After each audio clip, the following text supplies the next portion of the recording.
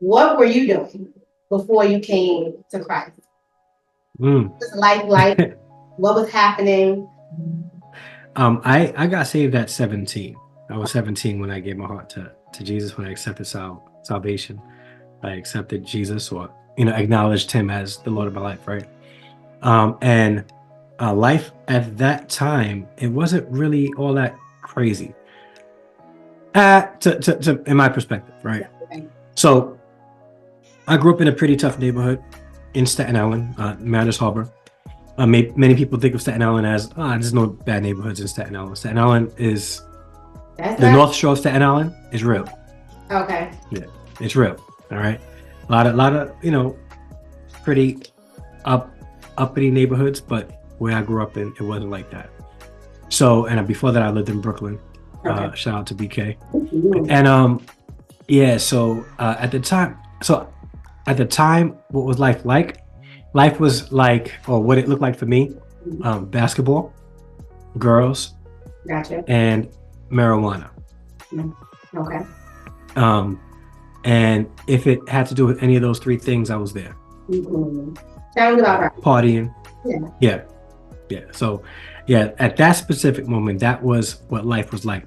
I wasn't like this knucklehead gangster trying to, tote guns and sell drugs. I was the same kind of guy. I would be on the block, getting high with my friends, playing ball. And if any of my neighbors was carrying bags inside the house, I'm helping them with their bags. Like I was that kind of guy, Wow. Okay. Yeah. So it was that kind of life, right? um, and yeah, but even still, it was a blur. Like I didn't go to school much, and yeah, I was cutting school. Were you a churchgoer? Was your family? I wasn't. I wasn't a churchgoer. So here's the funny thing: Mm-hmm.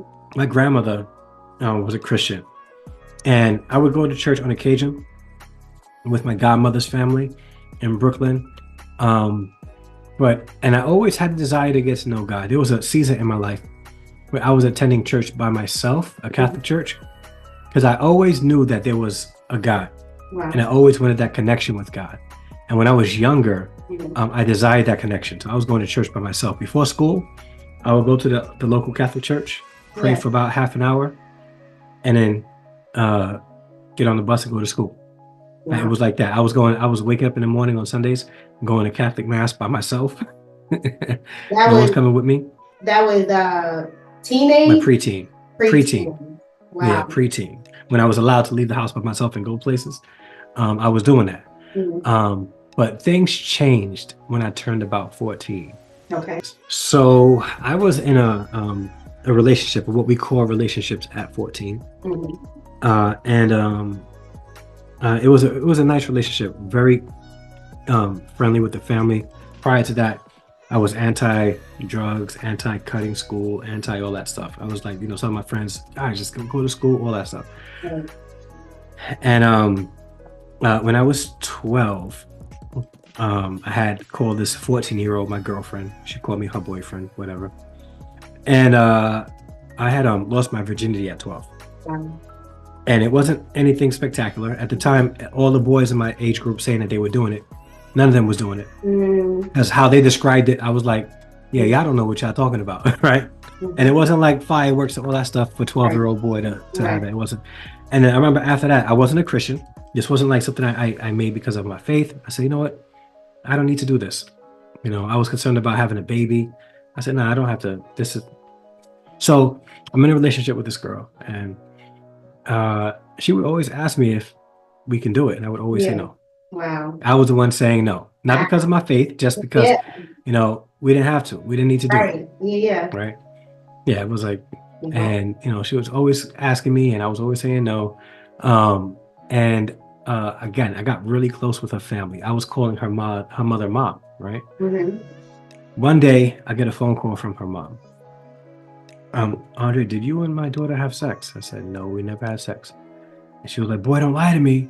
Did you have sex with my daughter? I said, no, why are you asking me this? Like, I'm wondering, why is she asking me this? Right? I said, Mom, I never had sex with her.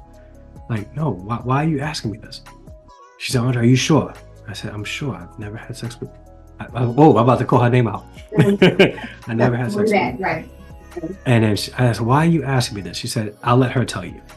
And at this point, I'm like, yo, she better not be. Mm. So about a couple months prior to that phone call, I remember getting off of school and going to her house, right, to go spend some time with her Yeah. after school. I ring the doorbell, and she comes to the door, my girlfriend, Yeah. and she's in a towel, right? And the older guy that lived across the hall was coming out from behind her, and I was like, "What's going on?" She said, "Oh no, he was waiting for my sister because he likes my sister," and I believed her, right? I believed her. Yeah. It turns out that he was the guy who got her pregnant, right? Yeah. So at this point, I was like, I was crushed, heartbroken, Mm-hmm. inconsolable. Yeah. And I remember going outside for a walk and seeing a couple of my friends, and I told them what happened. And it was like, all right, we got something that will help you out. So we went to the roof of one of the projects, and that was the first day I got high. You got high. Right. Mm-hmm. And from that point on, it was like, okay, I was getting high every day. Mm. If I had a girlfriend or was interested in a girl, it was going to go down. Yeah. Because like I it's not like I thought about doing the right thing, not because of my faith. I just wanted to do the right thing, and me doing the right thing might have, and this is my twisted thinking at a 14-year-old boy don't know how to process this. I'm thinking the reason why she did that was because I wasn't doing it, so I'm gonna do it. Right. And for about 3-4 years, that was my life. Like, just I was really good in school. After that, I started skipping school, going to day parties during school hours, all that stuff. And again, I wasn't like the knucklehead kid. Yeah. It didn't send me on that path that I was out there doing things to get arrested. In fact, growing up, I was the only one in my friends group that never spent the night in jail. Never. And what was crazy is all my friends knew I wasn't that guy, right? So whenever they were about to do something stupid, they would say, "Hey Dre, go for a walk." They always looked out for me like that. "Hey Dre, go for a walk." And when I was like, "Nah, man, I ain't going for no walk. I'm here." They would say, "Dre, go for a walk. You don't belong here." It was that kind of vibe that I had with my friends, and these were like killers. These were dudes that would not think twice about shooting somebody when they're telling me, "Hey, go for a walk." Or if there's about to be a drug deal, "Hey, Dre, go to the store and get, go for a walk." Like, it was that kind of, they didn't want me around that. Right. And so that wasn't me, but the partying, weed, marijuana. Yeah. I say marijuana because when I was a youth pastor, they would always say, "Pastor Andre, why you got to call it that?" Because I wanted to sound as unattractive as possible. That makes That's sense. why. Yeah. That's why. Makes sense. So and partying girls, and that was my life at that specific moment. Like, life was pretty fun at that specific moment. Right. It really was. I didn't really have any complaints, and that was it. That's what life looked like. Right. No, I'm listening and I'm like, look how ugly Satan is, right? And I'm obviously curious to know how it all spans out and how the balance comes. Yeah. But I'm just like, just you mentioning the fact that now you're every girl who came after that, you're like, oh, it's going down. And that's because of what you thought, obviously, regarding the previous relationship. But Satan wanted your mind to be all twisted. So it can be a spiral. You know what I'm saying? Like, that was, you got to be so aware. I mean, at that age, you're not. You have a 14-year-old doing teenage things. And that's why I feel like he just likes to prey on children and teenagers. Yes. Because they're so vulnerable. You know? And a 14-year-old boy, I have no clue how to navigate my feelings at that moment. No. Yeah, it was tough. Wow. So 17, what happened at 17? So I was a sophomore, a junior in high school, and there was a kid named Matthew, right, who was a year behind me, and he was always going to church in the high school. He would see me and always ask me to go to church, right? almost every day. Yo, you coming to church? You want to come to church? I'm like, no, I don't want to go to no church. Right. Right. One day he invited me to church, and I said, you know what? I'll go. Right. This is actually, he invited me to a church to play basketball because the church had a gym in the basement. So I went and played basketball, and I saw some of the kids from the school, kids that I played ball with in around the island. Yep. Mm-hmm. And I said, you know what? I'm gonna come to church on Sunday, right? And I wind up, going to church that Sunday, and the service was okay. It was a multicultural, predominantly Italian church. The pastor was Italian, and all the teenagers were there, and it was pretty cool, right? So I said, okay, it's not a bad environment, it's all right.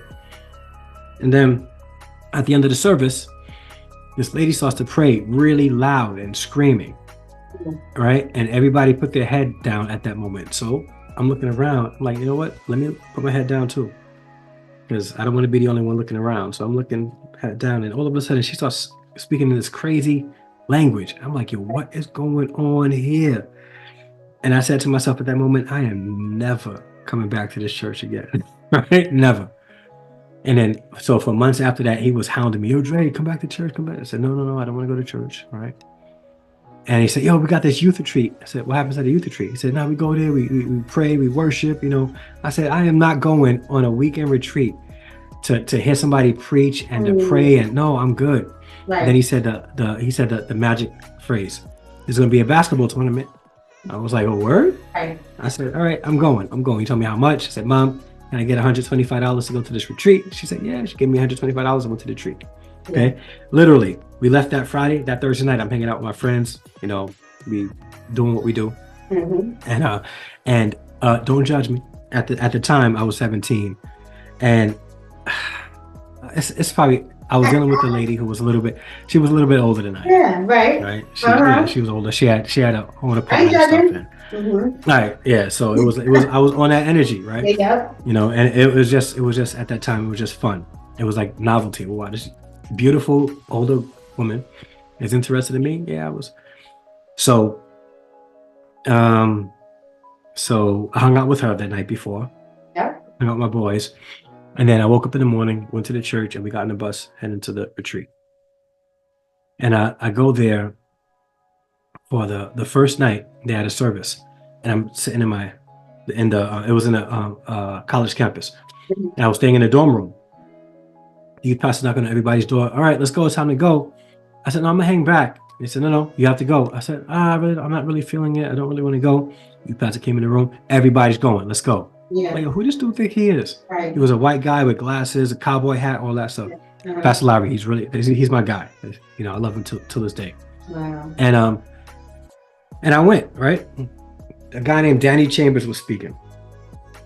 And I liked his message, right? So, all right, this isn't bad. This is cool. All right. The next day, we had the basketball tournament. And we wound up losing the basketball tournament. Went to the semifinals, we lost. I was upset, disappointed. But then now I'm around other kids from around the nation who are Christians, and they all seem cool, all nice, all loving on each other, praying with each other. And I started to feel that a little bit. And then at night, they had the service, and Danny Chambers was preaching, and it felt like he was talking directly to me.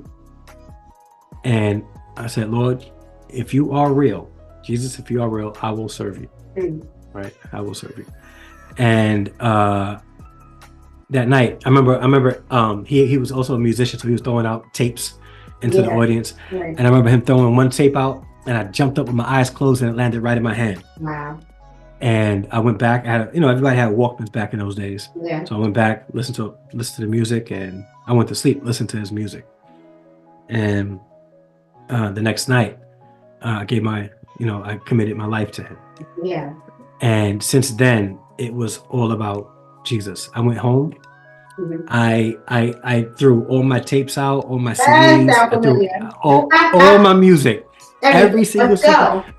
The only piece of music I had was that one tape that I caught from Danny Chambers, right? And what was crazy is, like, at the time, I was helping my friends DJ. I was getting into music, and I knew that I was going to be an intern, and this didn't fare well, because in hindsight, But I was like, I'm going to intern for Bad Boy Records. I'm going to be a Yeah. music producer, all that, because in the 90s, everything was Right. Bad Boy, Yeah. right? Mhm. So if you were from New York, it was Bad Boy. So Yeah. I was going to intern for Bad Boy. I wanted to go to Institute for Audio Research to learn how to be a music producer, all that. And God had the plans for me. Mhm. So when I got saved, I threw out all the music. I started going to parties. Cats were calling me up, "Yo, Dre, you got this party, you coming?" I said, no. Why not, man? I got church in the morning. It was like on that. Wow. Okay. And it was to the point where my uncle had to come to the church and make sure it wasn't a cult. Wow. You were he said serious. I had to come. Yeah. No, yeah, it was Right. all about Jesus. I knew exactly what he did for me. I Yeah. understood salvation. I was growing in my faith and was growing in knowledge. But Mhm. that part I was sure of. And that that was part I all was from sure. that message. That Yeah. whatever. I don't even Oh. I don't even remember the message. I remember the call of salvation, and Mhm. I accepted it. But it was all because of that. Wow. You know Yeah. what? Just to piggyback a little bit, it's something about like people are like, well, how do you get because I was a youth leader at one point too. How do you get Mhm. kids to come out? And I started noticing I was like food, drink, Mhm. and Mhm. and not alcohol, but food, drink. And yeah, Yep. if we say girls are gonna be there, Yep. they'll They'll show come. up.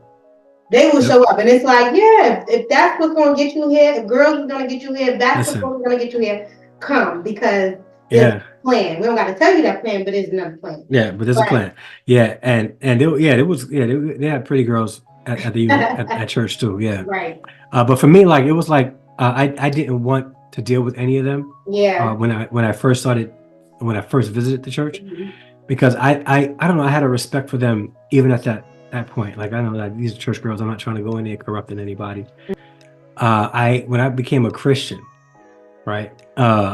Whenever there's somebody new in the youth group, it's like that person becomes fresh meat. Mhm. And I had to tell the girls, I'm not here for any of you guys. Like I'm really not here for You you guys. 17 saying it? Yeah, like no, and they have that idea that church girls are the worst, like church girls are the baddest, Yeah. like they act the worst. Like it's hard. I don't believe necessarily in generalizations like that, but it was like, yo, these church girls are off the hook, Wow. off the hook. And I wasn't there. Yeah, I wasn't there. I wasn't there for any of that. And I was really focused on Jesus. And the funny thing is, I remember a couple of girls after I was like, nah, I'm about Jesus. They became all of a sudden super Christian for like 2 or 3 months. And then Right. they went back to, but Because it's rare. Yeah, it was- That's the thing. And then I'm speaking from a teenage, viewpoint. Yeah. So you like, oh, so there's a God that loves the Lord, just as because churches are full of women, full of girls. Yeah. So you Yeah. rarely, it's hard. You find either they play in church, so you were like, who's that? Like, wait, where did he come Yeah. from? I'm sure. Yeah. So it was very attractive to that age group of girls. Yeah, it was, but like it was weird. I was all about Jesus. I Right. wanted to grow my faith, and Right. I at that point I received a call to go into ministry. So I wound up going to Bible college when I graduated high school, and my calling was to serve people, Right. serve God's people. Yeah, Was that around the time you got saved? Not too long after? it was about a year after. So Yeah, you no, were, about several months after. Yeah. so you were young, Uh-huh. right? Yep. Wow. Yeah. So you're teenage, because you haven't, obviously you ain't in your 20s yet. You're still a teenager. Nope. Yeah. What are the challenges at this point, now that you've given your life to Christ? Like what are the challenges, and also like what are some things that you're like, okay, this is not bad, like I can do this? One of the biggest challenges at that point was trying to finish high school on time. So, because I spent 2.5 years cutting up and not going to class. So I was behind a lot of credits. Gotcha. So I got saved at the end of my junior year. And at that point, it's too late to try to catch up. So I went to summer school every day for the summer. And the next year, I had a full load. Your senior year should have been light, right? Your senior year is, you got maybe three classes and you go home for the rest of the day. Not me. I had all 8 periods, right? Perfect. And I even took a class during my lunch, right? And I had night school for 4 nights out of the week. No, it was not No, fun. this That was is not a fun bad. year. Yeah. Yeah, it was no, it Yeah. was bad. And I thought to myself, you know what? I want to give God the glory through this. So Mhm. I thank him for saving me. I'm going to represent him as best as I can this school year. Wow. And I worked my tail off trying to graduate on time. Mhm. And I was one of those kids after I got saved. I was like so zealous for Jesus. I'm coming into school with Christian t-shirts. I didn't care what it looked like. I Yeah. didn't care. I wasn't concerned So about proud. style anymore. Yeah. I Right. wasn't concerned about fashion.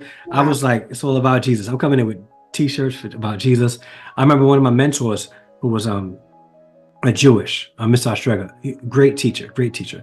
I came in with a shirt that said, Satan is ugly as sin. And on the back, it said, because Jesus beat him with a stick, and it showed Jesus on the cross, right? I remember him coming up to me and says, find that shirt to be a little offensive. I said, why? Why? Like, why does that offend you? All it says is Satan is ugly as sin. Like, it's not. And it was that kind of thing where I even faced slight persecution Yes. for my Yeah. newfound faith. Yeah. Like when I wasn't a Christian, everybody was Right, like, for Trey, the this Lord. great guy. Da, da, da. I Mhm. became a Christian. All of a sudden, it's like, yo, there's something wrong with Andre. Right. But so that was a challenge. Me going from being one of the popular kids in school to now trying not to be seen because I don't want to engage in any of that nonsense anymore. I just want to focus on school and church. It was like I went from not wanting to go to the church, Yeah. now being in church Really 4 or well. 5 nights out of the week. Yeah, it was, and even the girl thing, right? I quit that weekend. Since that weekend, I never picked up weed again, marijuana again. The girls thing, I like cut girls off, like cut them off. That older lady that I was dealing with, Mhm. cut her off. Like she was like, well, what's wrong? We can still be friends. I said, nah, we Right. can't even be friends. Wow. Yeah. Like it was like that. It was even to the point where I was like, yo, all the girls are devils. Like keep all the girls away from me. Right. It was wow.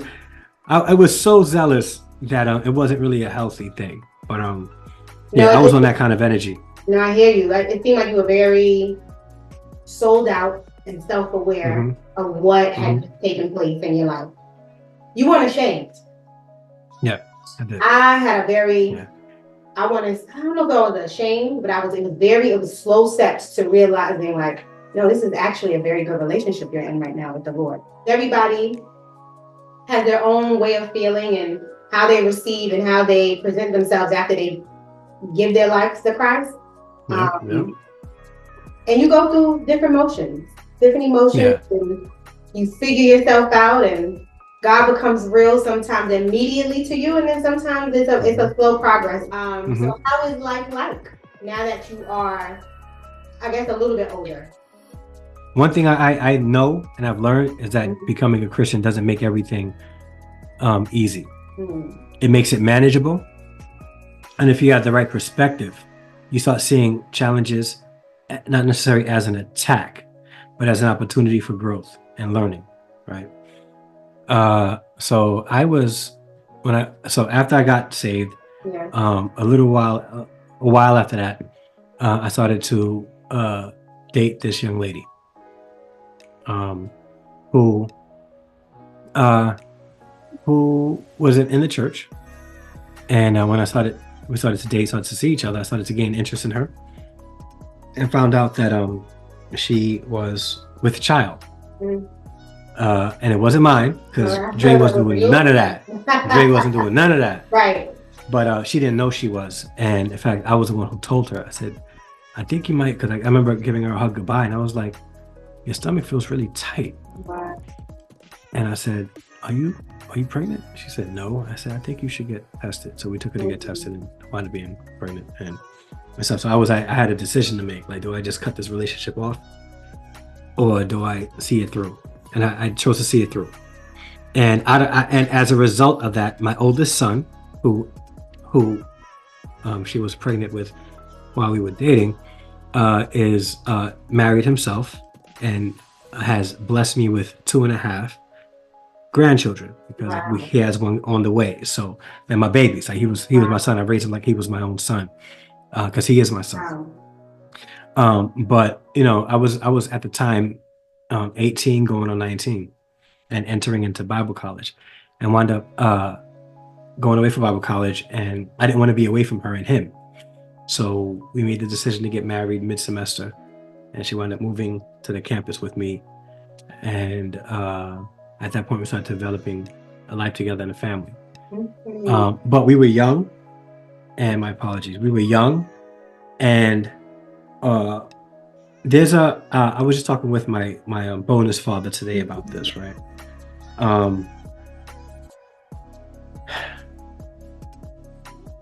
There are people who want to have a husband and want to have a wife, right?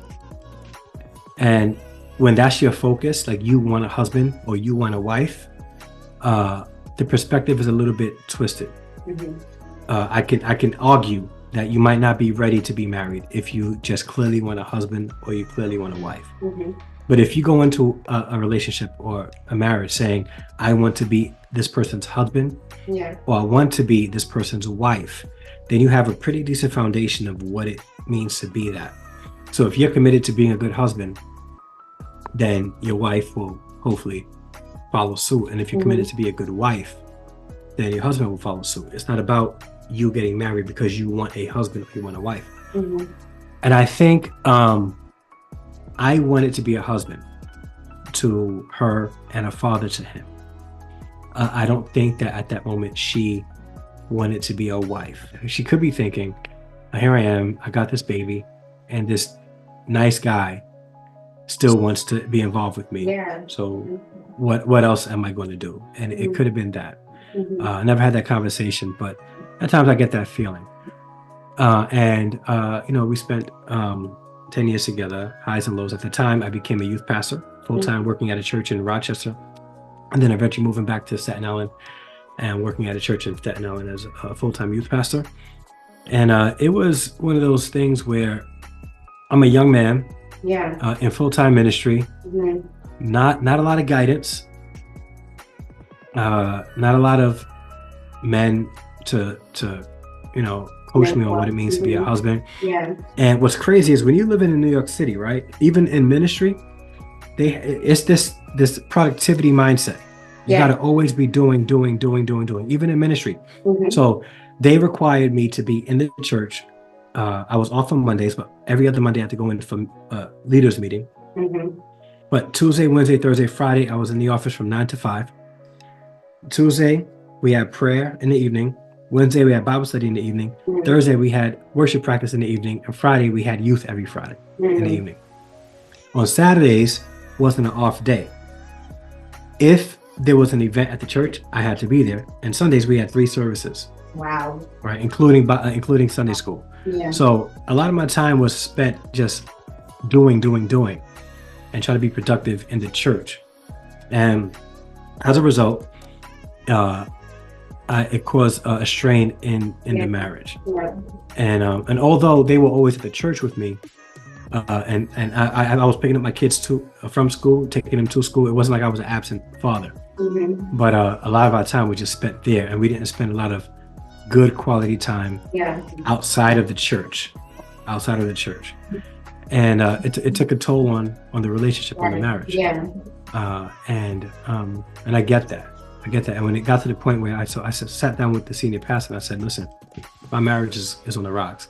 I spend way too much time here. Is there a way that if I'm working, if I have to go to prayer or do something in the evening, can I just leave early, like 2 hours, or come in later 2 hours?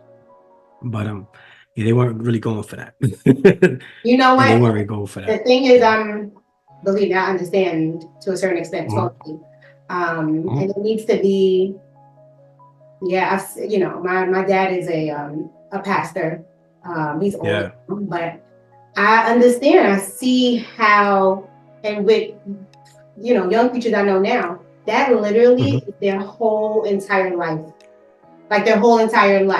right? And ministry, you want to serve God, but I remember, I don't know if you know, like in the Kojic church, they have this service called YPWW, like it's like afternoon afternoon service or whatever. I remember as a kid going to you ended your first service and then you come back at like 5 or 6 o'clock to your second service.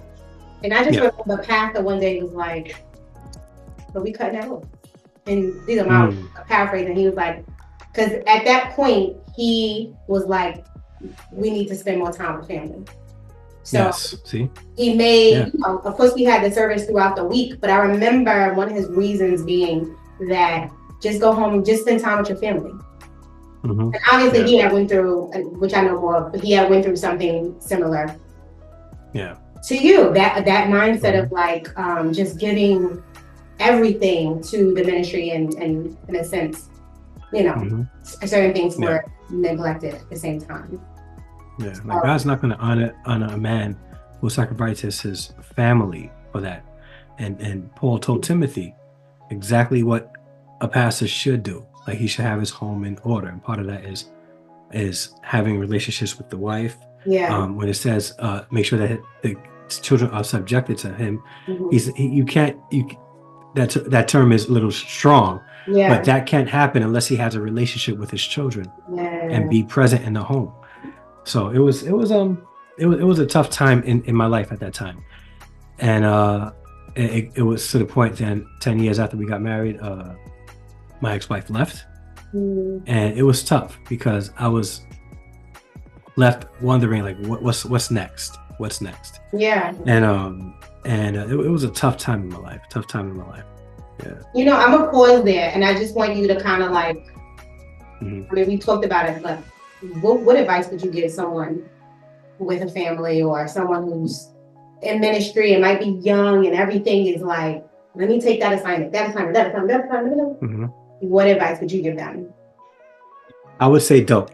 And if your leaders are requiring you to, go get yourself a job, because I don't want people thinking that the goal for ministry is to be in ministry full time. No, the goal for ministry is to serve God's people. You don't have to be paid from the church in order for you to do what God has called you to do. And I'll tell you this, I will never in my life ever work for a church full time and allow that to be my only source of income. It will never happen again. If I ever did work for a church, it will never be my sole source of income ever anymore. Okay. And I know in Bible college, that was a thing, getting into full-time ministry. And if that's our goal, then we gotta step back and say, you know what? Our priorities are really, really wrong here. Our motives might not be correct. It's not to be in full-time ministry. It's to serve God's people. It's to preach the gospel. It's to see souls saved. It's to fulfill the Great Commission. And if necessary, be a tent maker, like Paul was. Right. We're not, we singers. Like people say that, I'm called to sing in the church. Guys, perspective, right? You can say you're called to lead worship, but really, there's no biblical title for that. You're called to win souls. Right? You want to operate in your gifts. Operate in your gifts, because you can sing and you can lead people into worship. That's a beautiful thing. But your primary focus, your function in life as a believer, is to win souls, to fulfill the Great Commission, not to sing on the stage and sing for people. Not that I'm not saying that's a bad thing, but our perspectives are really twisted, because now we and I may have been there. The status of working in full-time ministry can be more important than serving the people of God. And I might have been at that moment, at that point in my life. And young men, young women who want to be in ministry, understand that your motive has to be completely pure. If you're doing it the right way, it's going to happen. God will provide the provisions for you to do it full time. But if you're doing it just so that you can go into full-time ministry, it's not going to end well. It's not going to end well. It might not be for you or for the people that God has charged you for. So that would be my advice. Like, don't be so fixed on going into ministry full time. Be fixed in serving God's people, and prayerfully you can do that full time. Right. So that's good. That made sense. Yes, it does. Growing up the way you did, everything that has happened and taken place, up until now, how have you seen the Lord just be real, come to life in on your journey? I have in my life, I have learned that God is he's not a respecter of persons. I'm no important to anybody else. But I also know that although we are imperfect, God honors those who make a very strong attempt at honoring him. Mm. I'm not perfect, but I spent a lot of my time thinking about how my actions would represent him. Yeah. Mm-hmm. And all that. So and God and I was put in positions where on paper I probably wouldn't qualify for, like for even while I was a full-time youth pastor. Mm-hmm. I didn't finish Bible college. I wound up going to get some doing courses to get my credentialing. And I remember me telling the senior pastor I want to go back to school, and him telling me, well, what for? You're already doing what you would have went to school for anyway. And I was like, yeah, you're right. I don't need to go back to school, right? Little did I know that 3-4 years after that, my ex-wife would leave me. I would be left with the kids to raise. The divorce would go final. We come finalized, and the church would ask for my resignation. And I would become, in the beginning of 2012, newly divorced single father, a newly divorced, unemployed single father with 3 kids on his way to homelessness, right? I didn't know that, right? Like I would never thought, right? Boom. I start off 2012 without a job, divorced, having 3 kids to raise. And a few months after that, I would be looking for a place to live. And it was to the point where I couldn't find a place, and I couldn't afford a place because I had no job. And when I finally did get a job, the job was paying me $12.31 an hour. So I couldn't afford to even pay for rent. Right. So at the time, I said, I need to do what I have to do. I'm going to see if I can find a shelter for me and my kids to go into while I apply for New York City housing. Yeah. And not one shelter in New York City housed fathers and their children. What? They all housed mothers and children. Not one housed fathers and children. And when I said, well, what am I supposed to do? The city told me, well, you can go in the shelter, but you would have to put your children in foster care. I was like, what? Kid you not. So I said, so you guys have shelters for mothers and their kids, but if a father who has custody of his kids is homeless and looking for help and can't afford a hotel or whatever, he's got to put his children in foster care and he has to go in a men's shelter? They said, yeah, that's how it's done. I was like, wow, this is crazy. And at the time I was attending a different church, and the pastor caught wind of my situation and was able to find somebody in the church who had an apartment that they were renting. Yeah. And was able to get me into a 1-bedroom apartment with me and my kids. I slept in the living room, they slept in the bedroom, and that helped because it was an affordable rent. It was so affordable, but even then, with $12.13 an hour, I couldn't afford it. I had to work photography and videography on the weekends just so I could make ends meet. Yeah, it was a tough time. That's yeah. I never knew that, and I'm pretty sure a lot of people don't know that. That's unfortunate. I hope has it changed? Do you know? I don't know. So that was 12 years ago. That was 12 years ago. I'm hoping that it changed. Yeah, I'm hoping that it changed. Yeah, and then at that point, I decided to go back to school, and I enrolled in Liberty University, the online program, and started pursuing a degree in counseling. Yeah. I realized that many churches are ill-equipped to support people's actual life needs. Absolutely. Because prayer is a powerful thing. Yes, it is. But prayer without works is dead. It's so dead. So, yeah. So, people will tell you, read these scriptures and pray about a problem. But sometimes work needs to happen to accompany the prayer. And when I was going through the situation I was going through with my ex-wife, it was all, hey, read these scriptures and pray. Read these scriptures and pray. And I was doing those things and making changes, and it still wasn't working. Right. Right. Still wasn't working. And in fact, one pastor told me when she did leave, she left. Well, this might be a good thing, because she might not be all that good for you anyway.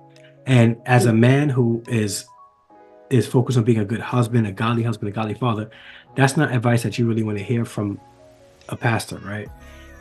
And I realized churches really don't have the tools to help support people who are going through crises in their families like this, to deal with mental health. And I went to go to college, get a degree in counseling, so I can help support churches in that way. Yeah. After everything left and they asked me to resign, I was applying for youth pastor positions, right? And I stopped applying because I just realized that no matter how great of a person I am, no church is going to hire a newly divorced single father of 3 kids to run any ministry in their churches full time. You know, like no church is going to do that. And I get it. I got it. Like, you know, but I'm sorry, what were you saying? I was trying to make the connection between just how focused you were as a child, as a teenager, on that mindset of like, I'm sold out. Did you ever have and not putting this on you, did you ever have a backsliding moment? Did you feel like this was an overwhelming time where it's like, God, are you actually here for me? Mm-hmm. Did you have that at any point? I don't think I did. Mm-hmm. I will say, like, there was a season where I was doing things that I probably should not have been. Mm-hmm. But I never thought that God, like I compartmentalized exactly what was happening. Okay. I didn't blame God for what was happening with me and the church that I was attending. That wasn't God's fault, right? And I always knew that God was sovereign. And even if bad things happen to me, or things that happen that I don't understand and can't control, I'm going to lean on God to get through those things. And I wind up doing that. So it wasn't like I was, I had a deconstruction phase where I was wondering if God is real. I did go through a phase where I was questioning how the current church functioned. And identifying whether or not it was effective or not. Yes. Yeah. If it was biblical. Like I was heavy into the book of Acts, and I would like study that nonstop for a couple of years, trying to figure out where did we go wrong as a church? Like where did we go wrong? But I never had that like backslidden moment. Even after, I was almost homeless with my kids, I knew that I needed God to get through that. So I leaned more on God in those times than blaming God for what was happening to me. The church back in the day, our parents and grandparents and great grandparents did what they know how to do. They did what they just knew how to do, right? They didn't have much schooling. Yep. A lot of, they were trying to survive. A lot of the things they did, they were kind of, I would say in a sense, winging it. But I would hope that, our generation and the ones coming after us would, learn from it, right? Kind of, I always tell my kids, if someone answers a question, and kind of gives that surfacey answer, then I'll go, instead of like, this is me, instead of knocking it down, because sometimes I'm like, this is a silly answer, but I won't say it. Like, all right, friends, can we build on that? Let's just build on, right? Good job. Yeah. Thank you. But I think we're in a time where we have more resources, we have more knowledge. Yeah. We can look back and be like, all right, that didn't really help me. But you know what? They might have lacked that knowledge. I'm going to do this. So Got you. I just think it's gonna definitely be beneficial to our future, and people knowing Christ, knowing that if I do become a part of this church, the body of Christ, I have support. Like I'm just not. It's just not. Oh, let me give my life to Christ. People have real issues. Some people are coming to Christ. Yeah. Some people are coming to Christ. Single mother, single father, raped. Yeah. The Bible says. The Bible says, those of you who are strong ought to bear with the scruples of the weak. And yeah, we're a body. Yeah. We're a body, and we're the body of Christ, and we are meant to. We are built. We are essentially created to support one another, Yes. and that's Yeah. important. I think I That's want to. important. That's the message I really want people to know too. Mm, Is that the church is a place, and not just a building, but it's we're supposed to be helping to heal, right? hmm But also know that the people that have come on this journey before you are being healed as well. Like Yes. we are going through this together, right? If I Mhm. overcome something, now I can tell you how I overcame it. But don't think that I'm not Yes. overcoming other things. There's Yeah. more Yep. things I need to overcome. But yeah, I hmm just love that. I love it. I love Yeah. it. Amen. Yeah, what do you want people to know about your God? Um, that he's sovereign. He's God in what you would consider the good times. He's also God in what you would consider in the bad times.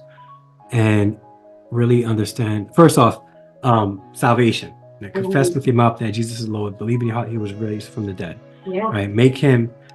He is already Lord. You just need to acknowledge him as that. Right? Yes. It's not like I'm going to make him Lord of my life. No, he's Lord of your life, whether you want to believe it or not.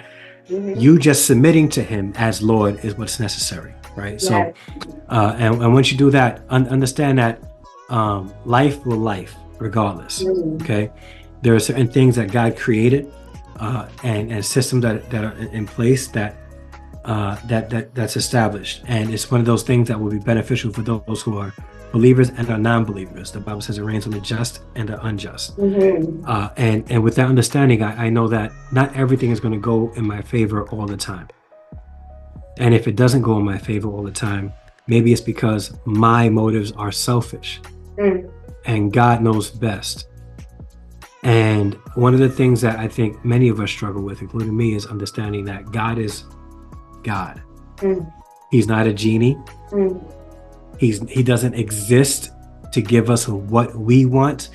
We exist to acknowledge him and to glorify him. It's not the other way around.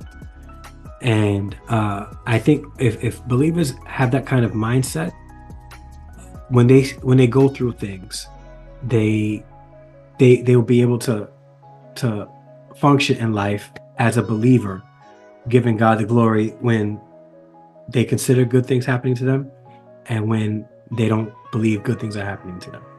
I could have really deconstructed my faith in 2012. Really been like, this God isn't real. Yeah. And I'll be basing that on the experience I had with people, not necessarily the experience I have with God. But praise be to God that the Holy Spirit kept me faithful to God. Yes. And was constantly reminding me of scriptures when I was going through the bad times. And those scriptures allowed me to lean on him. And me leaning on God helped me come out of that time in my life. And today I'm doing way better than I was 12 years ago. Right. I pray, just what you said, that people are able to kind of like separate the two. That just because we're going through has nothing to do with who God is. Will always be, has already been. He's like there's a difference. I hope people hang on to that. Yeah. That might be the clip, Andre. The promotion. Okay. Yes. Yeah. So, thank you so much for this. Tell me thank you about your podcast. What you got going? So Harrison Family Values, the podcast, is a podcast where we talk about faith, family, fatherhood, manhood, and marriage. And the goal is to support positive relationships between men and women, and to really express God's desire for family, for people. And on occasion we'll get into some controversial topics that will cause people not to like me too much. And I promise you it's not on purpose. I don't want you not to like me, but if you don't like me because I'm speaking the truth, I'll accept it, and hopefully we can have a conversation about it. But that's what the podcast is about. Really it's going to be a light. Absolutely. And you have been, I've seen some of the content, and thank you. Very good and positive, and please follow him. Where can they follow you though? So if you go to YouTube, go to youtube.com/Harrison Family Values. You can go on Instagram and look up Andre_D_Harrison. You can go on Spotify. Go to Spotify, Apple Podcasts. There's a couple of others. All the major podcast platforms. Look up Harrison Family Values, the podcast. We're available on Twitch, Instagram, X. X. Oh my God. Me, okay. Yeah, X. Okay. Mm-hmm. You can connect with me on all those formats. Yeah, for sure. Thank you so much. Yeah. I appreciate it. Sis, thank you so much. Till next time, crew. See you later. Peace.